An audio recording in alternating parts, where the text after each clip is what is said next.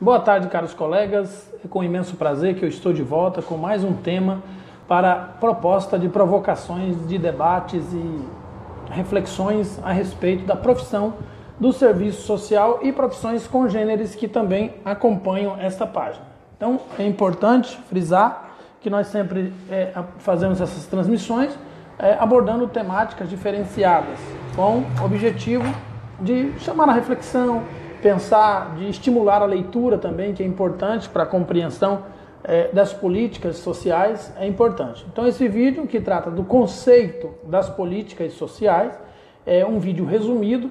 A matéria políticas sociais já é matéria de mestrado, de especialização em stricto sensu e também de especialização lato sensu, ou seja, a pessoa estuda 1 ano e meio para conseguir ficar mediano no conhecimento de políticas sociais, de modo que não tem como eu fazer uma apresentação de 30 minutos, 15 minutos, 30 minutos, meia hora e apresentar todo o conteúdo de políticas sociais para vocês. Seria impossível, não existe essa possibilidade. No entanto, essa provocação é apenas para apresentar um resumo do conceito do que é políticas sociais, para que os estudantes dos serviços sociais, do serviço social, aqueles que estão se especializando, que estão no mestrado, também se sintam estimulados a estudar o tema, pois quem trabalha com políticas públicas e políticas sociais precisa dominar o assunto, para não ficar perdido na hora de escrever um texto, de realizar um atendimento, de responder um questionário, participar de um processo seletivo, entre outras questões. Então, os textos que eu vou apresentar aqui, as falas que eu vou fazer aqui, precisam ser aprofundadas mediante estudo, mediante busca mais ampliada de conhecimento na área relacionada. Vamos lá? Então, a primeira coisa que precisa se entender a respeito de política social é: toda política social é uma política pública. Toda política social é uma política pública. Só para a gente entender a diferença entre uma coisa e outra. Porém, nem toda política pública é uma política social. A política pode ser pública, mas ela não necessariamente tem que ser social. Ela pode ser uma política militar, pública militar, ela pode ser uma política pública para uma classe específica, mas não socializada para toda a população. Quando uma política ela é pública e é social ao mesmo tempo, ela é socializada. Então essa definição ela atinge uma grande maioria, se não toda uma classe, mas uma grande maioria da sociedade. Então ela é conhecida como política social e também política pública. Então só para a gente reprisar, para a gente gravar a informação, toda política social é uma política pública, mas nem toda política pública é uma política social. O segundo ponto que a gente precisa entender em relação às políticas, o conceito de política social: as políticas públicas e as políticas sociais são iniciativas do Estado para atender uma demanda emergente da sociedade com relação a uma necessidade básica relacionada aos direitos sociais garantidos na Constituição Federal, no artigo 6º da Constituição Federal.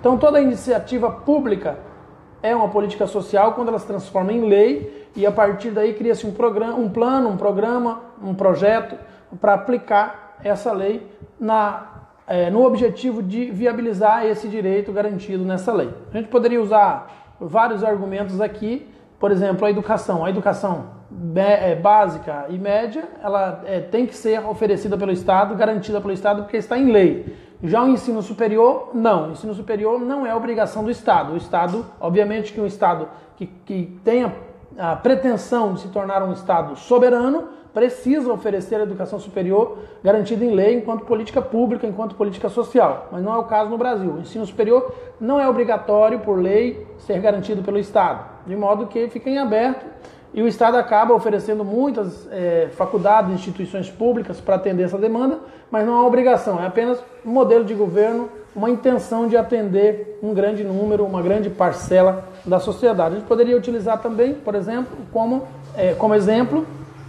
a saúde. A saúde é uma política pública. Quando tem a iniciativa do governo para ser oferecida gratuita e acessível a todos, ela é uma política social. E, enquanto política social, ela todo o seu orçamento tem que ser coberto pelo governo. Então, A partir do entendimento do que seja políticas sociais, a gente também passa a entender o que é neoliberalismo de forma mais ampla, passa a entender o que é Estado mínimo de forma mais ampla. E eu não sou totalmente contrário ao Estado mínimo. Eu, enquanto assistente social, defendo o Estado máximo, mas vejo que o Estado mínimo, às vezes também algumas argumentações do Estado mínimo são necessárias.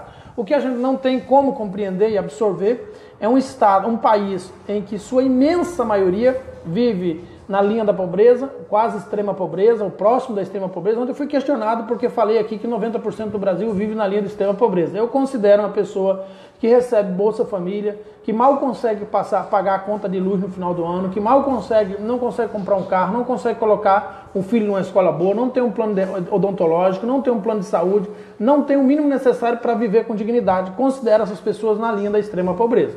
Porque uma pessoa para viver dignamente precisa ter condições de tratar dos dentes, de cuidar dos dentes, precisa ter condições de estar inserido num plano de saúde, já que ainda que fosse esse plano de saúde estatal, mas já que o Estado não tem atendido de forma suficiente a saúde, não tem condições de colocar o filho numa escola privada, já que o sistema educacional público no Brasil está falido, e a gente poderia falar de uma infinidade de questões. Então eu considero pessoas que estão nessa condição de extrema pobreza. Então quem me questionou aí, basicamente deve estar fundamentado na questão de nivelar a extrema pobreza de acordo com o neoliberalismo, que só considera extrema pobreza aquele que está morrendo, que já está com o pé dentro da cova, que não come mais, que está subnutrido. E essa é a visão do neoliberalismo. Então, quando a pessoa se apoia numa argumentação do neoliberalismo, ela vai acabar questionando tudo que alguém no serviço social disser sobre políticas sociais, sobre neoliberalismo, sobre Estado mínimo e Estado máximo. Então, voltando à questão do Estado mínimo, em relação às políticas públicas, no Brasil não tem como ter um Estado mínimo, não tem como privatizar, não tem como diminuir os investimentos em saúde, educação, assistência social, na seguridade como um todo, em função do grande número de pessoas na linha da pobreza, em situação de vulnerabilidade e risco social. Se o país já tivesse um nível de igualdade em que todos dispusessem de pecúnia, de poder monetário, de numerário, de uma renda per capita aí acima de 50 mil, aí já seria possível se pensar no Estado mínimo. Diminuiria os impostos, diminuiria a carga tributária, diminuiria os concursos públicos, diminuiria as instituições públicas, acabava logo com NASF, CAPES, CREAS, todas essas instituições de assistência social aí, já que essa discussão tem sido tão trazido aqui, né, nessa página Serviço Social Brasil, eu tenho sido tão vilipendiado aqui, agredido praticamente verbalmente, em função de argumentar cientificamente, de pensar a realidade social do Brasil. Então, no Brasil não se aplica os ideais da economia se estabilizando por si só, em função de que nós não temos economia. A economia do Brasil está concentrada na mão de uns 10% da população e o resto está excluído desse processo econômico. Não faz parte do processo econômico. Logo, o Estado mínimo não se aplica aqui. Nem o conservadorismo, nem o Estado mínimo e nem as ideias do conservadorismo. Manter como está para ver como é que fica. Nós precisamos modificar a situação, ou seja, distribuir renda, sociabilizar a renda, para que quem está na linha da pobreza consiga ascender, crescer, subir, evoluir socialmente, para que haja uma igualdade por cima. E nós estamos falando de igualdade por baixo, porque isso não resolve o problema. Então a política social ela tem esse objetivo de trazer a igualdade por cima. E assim como critico a direita, também critico a esquerda. Existem os extremismos na direita e o extremismo da esquerda, botando tudo num liquidificador e batendo, não enche um pinico. Nem os extremistas da direita, nem os extremistas da esquerda. Se botar tudo bem batido, talvez dê meio pinico para descartar numa fossa sanitária por aí. Mas enfim, voltando para a nossa discussão, as políticas sociais no Brasil, elas têm um objetivo, gerar autonomia para o indivíduo, empoderamento e superação do seu estado de vulnerabilidade e risco social. Não está acontecendo isso no Brasil e a crítica é séria, não está. Nós temos muitas instituições de políticas de assistência social no Brasil que aplicam políticas públicas, que desenvolvem políticas públicas, mas não está emancipando ninguém. E aí a gente precisa entender também o seguinte, existem uma certa categorização, um grupo de pessoas que sempre vão depender das políticas públicas enquanto viverem aqui no solo terrestre, vamos assim dizer, né? Que são os idosos que já deram a sua contribuição.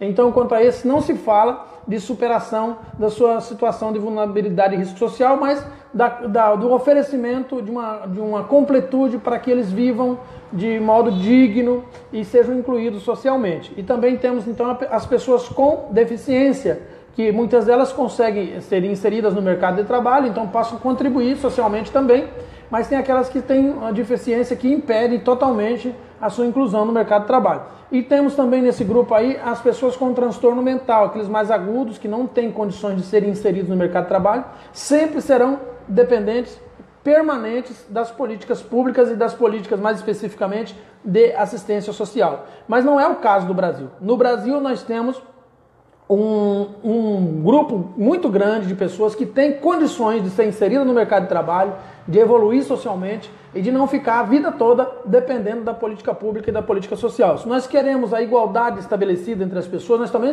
temos que pensar no empoderamento, na emancipação, em que o CRAS tem que se tornar de fato uma instituição que emancipa pessoas, não na casa dos pobres, não no acúmulo da pobreza. E o assistente social que trabalha no CRAS também não pode ser transformado no fiscal da pobreza. O mesmo se diz numa pessoa que trabalha no fórum, um assistente social que trabalha no fórum não pode ser considerado somente um operador do direito. Ele é um profissional que trabalha as questões das expressões da questão social e precisa estar munido de um aparato técnico instrumental para gerar autonomia, emancipação e empoderamento do indivíduo que está incluído naquela política pública. Ou seja, o assistente social que trabalha no judiciário, ele não pode ser transformado num investigador de polícia, ele não pode ser transformado num delegado de polícia ou em mais um componente judiciário para manter a ordem vigente. Nós estamos aqui para estabelecer a construção de uma nova ordem societária, porque não concordamos com a que está vigente aqui.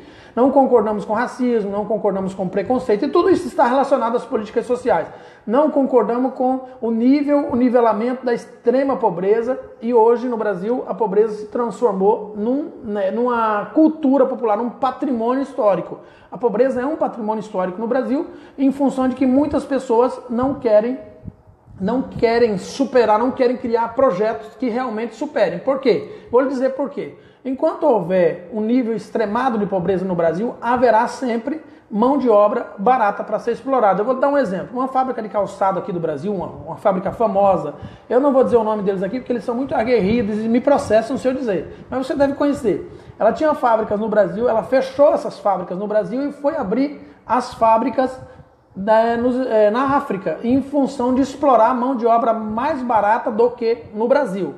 Então isso tem acontecido muito. Muitas empresas de outros países aí da Europa, onde a mão de obra é cara, têm vindo para cá abrir frente de trabalho aqui para explorar a mão de obra barata brasileira. E as pessoas ficam batendo palma. Nossa, a empresa europeia veio para o Brasil. Isso, gente, não é um elogio. Isso é uma afronta. Isso é um vilipêndio. Se ela queria abrir aqui, ela que pagasse algo pelo menos parecido do que era acostumado pagar lá na Europa. E as empresas que saíram do Brasil e foram abrir na África, empresas na África, onde um assistente social está ganhando R$170 por mês, também deviam se envergonhar. São empresas brasileiras, são as mesmas que batem panela, são as mesmas que seguem aquele movimento Brasil Livre, são os mesmos que defendem o neoliberalismo. Então é interessante para eles que a grande maioria brasileira continue pobre, porque enquanto for pobre, tem condições de se explorar essa mão de obra. Não haverá muitos movimentos sindicais, nem muitos movimentos sociais, em função da pobreza, da falta de informação, da falta de acesso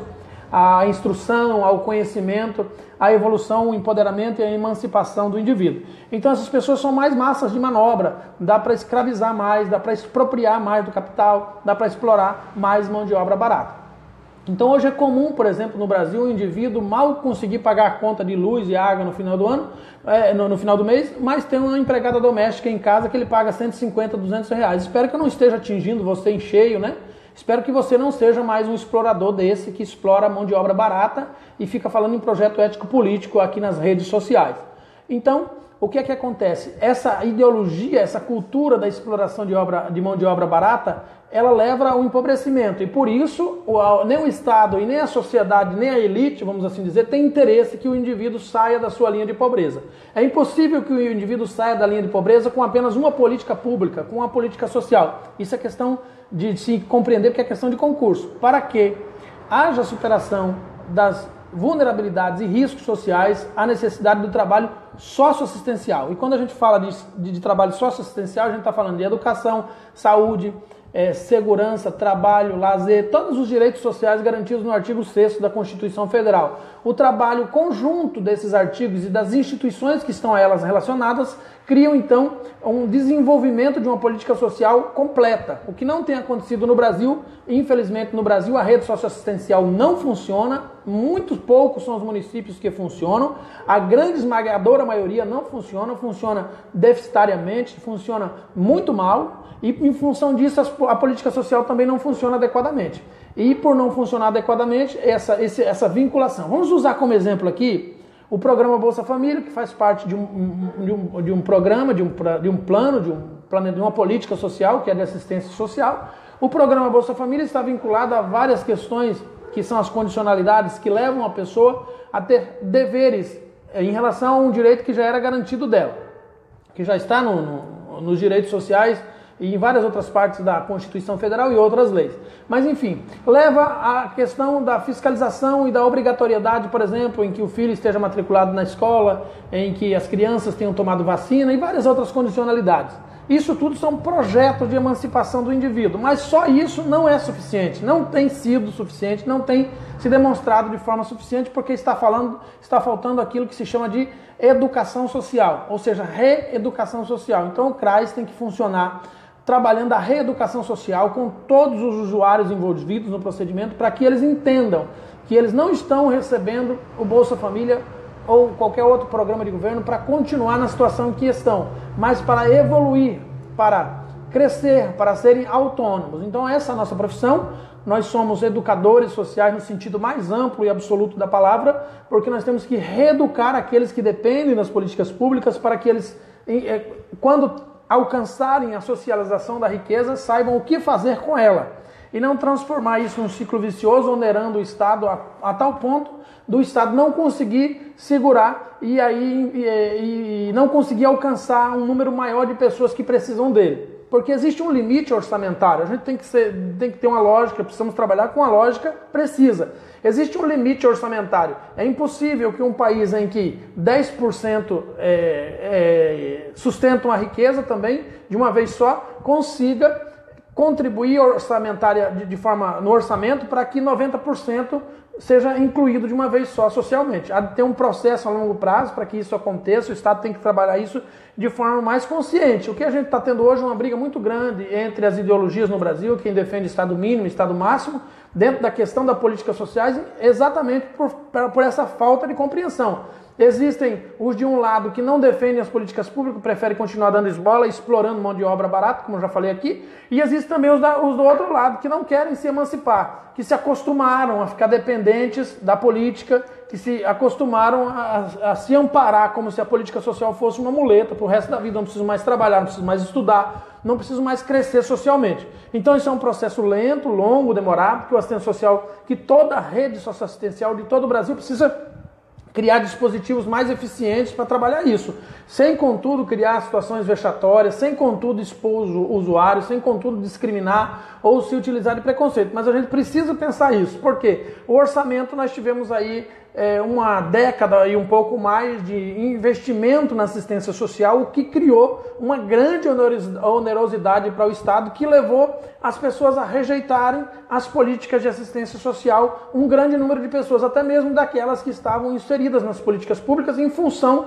do orçamento que ficou muito alto. Mas isso é uma coisa tão simples de se entender. É óbvio que se um país tem 90% do seu povo dependendo de política pública e se investir pesado nisso, vai onerar, seja ele qual governo for. Então, quando eu vejo um assistente social utilizando esse argumento, eu fico preocupado com a formação dessa pessoa e com o conhecimento dessa pessoa de políticas sociais. Quando você se investe em políticas sociais, educação, saúde, assistência social, previdência, em todas as políticas, né? Segurança pública, que são várias, meio ambiente, agricultura, são vários campos de abrangência, de necessidade para políticas sociais. Quando se investe pesado nessas políticas, onera para o Estado, obviamente. Aí eu vejo várias pessoas aí falando, o grande problema da crise brasileira é a corrupção.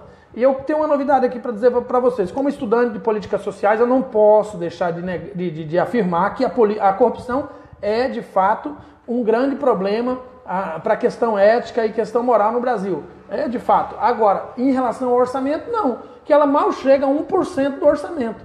Todo o dinheiro envolvido em corrupção, inclusive aquele velado que não foi descoberto, somado, juntado tudo, não chega a 1% do orçamento da União. E não chega a 1% do PIB. Então, para vocês verem como é que a circunstância, como é que quando a gente estuda, a gente aprende a conhecer coisas e para de falar bobagem, para de falar besteira. Então, é ruim a corrupção? Com certeza é ruim, mas a corrupção não é um problema político no Brasil. A corrupção no Brasil é um problema pessoal, é um problema societário que precisa ser desconstruído.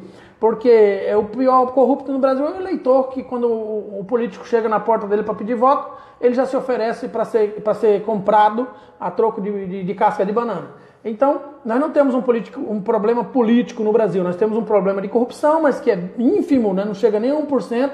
A mídia se utiliza desse argumento para avolumar a questão da corrupção para que nós não vejamos os outros problemas, que é o da exploração, que é o da acumulação capitalista, que é o da escravidão moderna, chamada emprego, que é outras questões que levam de fato à exclusão social. A corrupção hoje é um problema sério, mas ela não é responsável pelas desigualdades sociais no Brasil. Ela não é responsável pela onerosidade do orçamento em assistência social, em previdência, em segurança pública, em meio ambiente. O que existe, na verdade, no Brasil é uma má administração muito grande no Brasil, em relação às políticas públicas, e um grande número, um excedente populacional que depende da política pública. Então as políticas sociais, para que elas funcionem adequadamente, ela precisa levar, para não fugir aqui da nossa temática, né? Ela precisa levar aqueles que puderem superar o seu estado de vulnerabilidade social. Então aqui para a gente entender, segundo pesquisas, menos de 20% das pessoas que dependem das políticas sociais de assistência de seguridade social, menos de 20% delas são pessoas permanentes. Então nós temos aí cerca de 70% desses dependentes que poderiam ser transformados em contribuintes, em socializadores de riqueza se houvesse igualdade social. Olha só como seria diferente o quadro. Imagine a sociedade brasileira com 80% de pessoas com capacidade de contribuir socialmente e 20% dependente de políticas públicas. A história seria outra, não seria oneroso para o Estado manter esses 20%. Não seria difícil para a assistência social, ela seria oferecida com mais qualidade, ela seria oferecida de forma mais eficiente, mas infelizmente não é esse o quadro. Nós temos 10% de pessoas que detêm o capital e 90% de vulnerabilizado que dependem das políticas públicas. Você depende de saúde, você depende da educação pública, você depende da previdência, você depende muitos de vocês dependem da assistência social, muitos de vocês dependeram do ProUni. O ProUni é um modelo de governo, é um modelo de política social muito eficiente, mas que não é obrigação garantido por nenhuma lei no Brasil, nem pela Constituição Federal, é apenas uma iniciativa de governo de um modelo de governo, assim como qualquer outra lei relacionada às questões educacionais de nível superior. É bom que fique bem claro aqui, não existe responsabilidade governamental legal a respeito da educação superior, mas contudo a gente cobra isso porque faz parte da formação, faz parte do desenvolvimento do país. Mas voltando para a questão da política pública, da política social enquanto instrumento para a emancipação social. Então, quando se cria uma política social, se cria na intenção de levar o indivíduo a superar a sua situação de risco e vulnerabilidade social. Você está doente, você precisa de acesso à saúde. Então, o governo cria um orçamento para oferecer, por meio de uma política pública, de uma política social, uma educação, uma saúde de qualidade, para que você tenha um atendimento de qualidade. Aí a gente chega no hospital, 7 horas ou 6 horas da manhã, doente, com dor de cabeça, com febre, queimando, o médico só chega às 10 horas. Olha, gente, eu tenho aqui uma reclamação pública para fazer, eu já precisei muito do sistema público de saúde, é uma vergonha, e o maior problema hoje dos sistemas públicos de saúde são os médicos. Eu estou falando isso publicamente e aquela minoria que é menos de 1% dos médicos que realmente honram o juramento de Hipócrates, porque a maioria deles não está nem aí. A pessoa está lá sofrendo, gemendo, sentindo dor, eles só chegam 10, 11 horas da manhã lá. Estava dormindo, sei lá o que estava fazendo. Ele podia vir para o hospital, fazer o atendimento e depois que acabasse os atendimentos podia ir dormir. Mas eles não fazem isso porque o Sistema Único de Saúde, segundo eles, paga pouco. Então eles passam por cima do juramento e eu estou fazendo essa aqui uma espécie de denúncia pública Porque isso é generalizado. Se você conhece algum médico que faz o contrário, me mostre aí. Eu nunca consegui até hoje, eu já fui várias vezes, dependi várias vezes do Sistema Único de Saúde e não consegui chegar e ser atendido no horário prometido. É sempre 2, 3 horas depois. E não é porque ele estava no gabinete atendendo na fila, não. É porque ele chega 2, 3 horas depois para começar o primeiro da fila. Mesmo quando você é o primeiro da fila, você só é atendido 2 ou 3 horas depois do horário marcado. Agora imagine que desumanidade isso. A pessoa está na fila de um hospital, sentindo dor, passando mal, às vezes quase morrendo já, à beira de óbito, e o indivíduo não está nem aí para você, não está indo nem vindo. Então, o porquê que existe isso? Porque a medicina sempre foi uma profissão elitizada. Até bem recentemente só fazia medicina quem tinha muito dinheiro, não tinha acesso para filho de pobre na medicina, assim como também o direito sempre foi os profissionais do direito, que são juízes, advogados, até muito recente, sempre foi uma faculdade, uma academia apenas para quem dispunha de muita pecúnia, de muito numerário, descendente de pessoas ricas. O pobre não tinha acesso nem à medicina e nem ao direito. E algumas outras áreas também, como engenharia da construção, engenharia civil, em função de ser muito caro, não havia acessibilidade. E em relação à medicina, continua até hoje. As faculdades mais baratas que tem no Brasil, não sei se tem, mas as que eu me informei até aqui, custam em torno de R$10.000 por mês das privadas. E as públicas são disputadíssimas. E acaba que quem entra lá na faculdade pública de medicina é quem estudou na escola privada, quem teve dinheiro para pagar cursinho, quem teve dinheiro para pagar a escola privada para o particular, para o aluno, para o filho, para que ele já chegasse no ensino médio conhecendo mesmo. Hoje nós temos uma escola pública no Brasil, estamos falando de políticas sociais, então estão dentro do tema, né? Nós temos uma escola pública no Brasil hoje que os alunos terminam o ensino médio sem saber as 4 operações fundamentais, sem conhecer as classes gramaticais da língua portuguesa, sem saber nada de nada. Então nós estamos hoje com a educação falida, sistema prisional falido, sistema de previdência social à beira da falência. Nós temos hoje um sistema de assistência social que não emancipa, não empodera o indivíduo. Então as políticas sociais no Brasil carecem de uma reflexão, estão necessitando de uma retomada, de uma reconstrução em todo o seu perfil, porque elas não estão alcançando o objetivo para que foram criadas.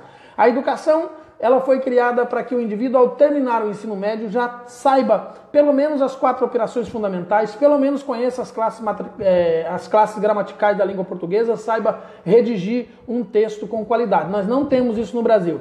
Então, nós precisamos, observando as políticas sociais, ver qual dessas que estão funcionando. E aí eu pergunto para vocês, qual das políticas públicas estão funcionando no Brasil?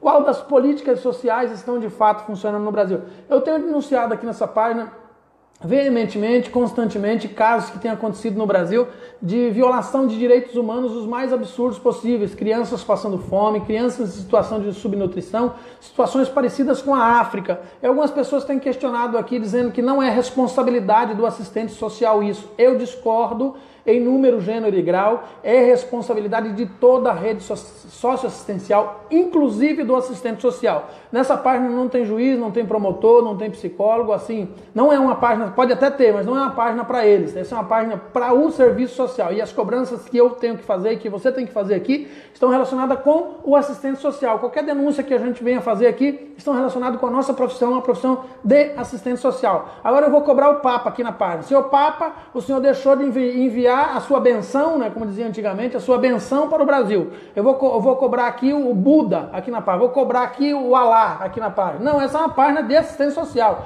Se a gente tem que criticar alguém, somos nós mesmos aqui. A crítica tem que começar de casa, tem que começar por nós, tem que começar pela coletividade profissional. O assistente social é a rede, na rede socioassistencial, o assistente social é o coração e o sangue da rede socioassistencial. Se ela não está funcionando adequadamente, é porque o nosso movimento de classe, de categoria, não está funcionando adequadamente. Nós precisamos cobrar isso porque precisa funcionar. Quando eu viajo pelas cidades, pelo Brasil, em toda cidade que eu estou, eu encontro pessoas excluídas da rede socioassistencial e com a ajuda de amigos daquelas cidades, rapidamente eu encontro caminhos para incluir essas pessoas na rede de atendimento.